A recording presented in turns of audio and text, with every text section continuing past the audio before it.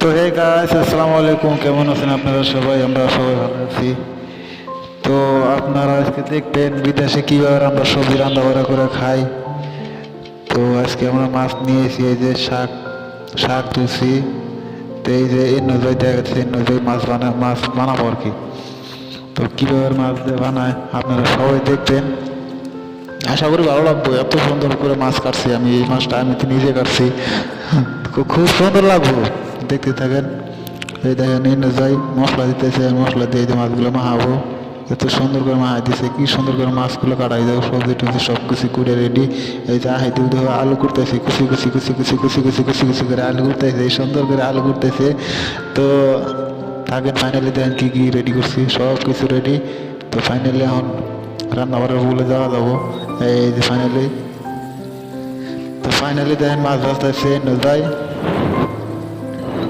কত সুন্দর করে কালা কালা হয়েছে মাছগুলো। দেন কি সুন্দর লাগছে। আপনারা হয়তো মোবাইলের ভিতরে দিশা হইতেছে না, যদি আপনারা দেখলেন এই রিয়েলি করলে না, কি সুন্দর করে মাছ বানাই দিছে। তো এক কথা গোয়ার গেলে খুব সুন্দর হয়েছে, সেই সুন্দর একদম তামাম তামাম তামাম। ওই যে রেডি, রেডি।